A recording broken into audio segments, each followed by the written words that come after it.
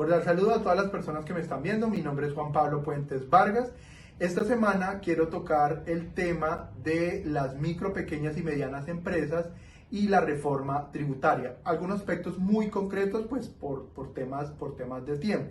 El primero de ellos es el tema del impuesto de renta a las personas jurídicas. En esta reforma tributaria, si bien no se modifica el impuesto que ya está al 35%, eso de entrada es una problemática para las MIPYMES. ¿Por qué? Porque mantiene la injusticia tributaria actual de gravar con el mismo impuesto de renta a la microempresa, por ejemplo, de Neiva, comparado con la misma tarifa que paga nominalmente, no sé, Microsoft o el grupo Aval. Esto pues es claramente inequitativo. Lo que se debería hacer o lo que sería más justo o más acorde con la Constitución es implementar un impuesto de renta progresivo, ¿sí? Entonces puede tener, digamos, dos modalidades ahí, que puede ser dependiendo de los ingresos o simplemente un impuesto diferencial dependiendo del tipo de empresa. Es decir, la micro, por dar una tarifa, puede ser diferente, la microempresa paga 15, la pequeña 20, la mediana 25. Estoy dando unos ejemplos, no necesariamente tiene que ser eso. Entonces, esa puede ser una forma fácil, establecer tarifas diferenciales. Entonces, ese es el primer aspecto, que además lo han pedido gremios como ACOPI, particularmente ACOPI Bogotá, que se establezca un impuesto diferente para las micro, pequeñas y medianas empresas. El otro aspecto muy importante es el tema de los impuestos saludables, que han llamado. Entonces, a los ultraprocesados, a las bebidas azucaradas. Si bien este impuesto de por sí, por su mayor afectación a las personas de bajos ingresos, ya de por sí sería cuestionable, el otro aspecto sobre el que casi no se habla es su afectación a las MIPYMES, a las micro, pequeñas y medianas empresas. ¿Por qué? Porque por un lado está el tema del comercio, es decir, las tiendas de barrio, por ejemplo, en el cual gran parte de sus ventas, más de la mitad, de acuerdo a lo que ha dicho el sector de los tenderos, proviene de este tipo de alimentos, gaseosas, helados, bueno, esas galletas, etcétera y demás.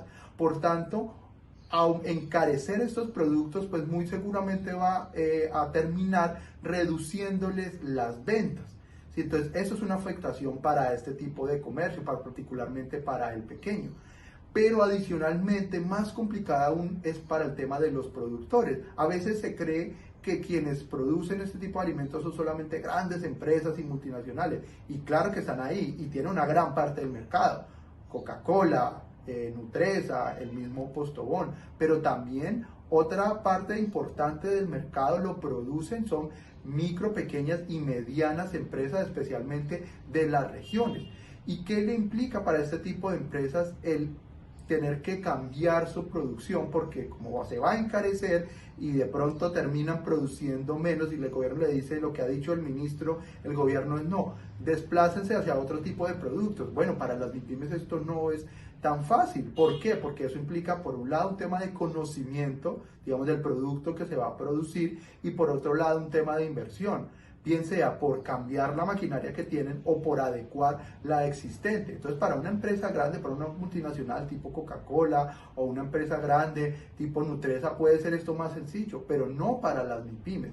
Por tanto, este tipo de impuestos termina poniendo en riesgo miles de empleos, porque es que estamos hablando de cientos y cientos de empresas en todo el país. Y lo que dijo el ministro Campo en una entrevista que le hicieron a la revista Semana es que había entonces que trabajar con Coca-Cola, Postobón y con Nutresa. Entonces lo dijo a manera de ejemplo, pero dijo que hay que trabajar es con esta.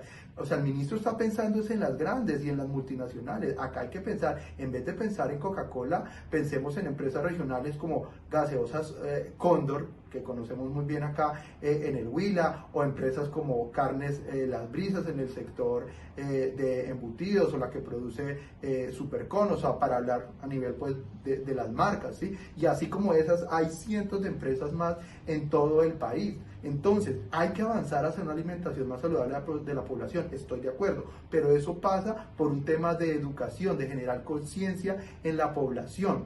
lo cual además también pasa por un tema económico, y es generemos alternativas saludables y de igual o menor tamaño, de menor precio que estas otras, digamos, que no son tan saludables. Y en la línea de eso, que el gobierno apoye a las MIPYMES para que vayan adecuando su producción hacia esa tendencia más saludable, pero hacerlo como lo está planteando el gobierno termina exponiendo en riesgo cientos de empresas y miles de empleos en todo el país.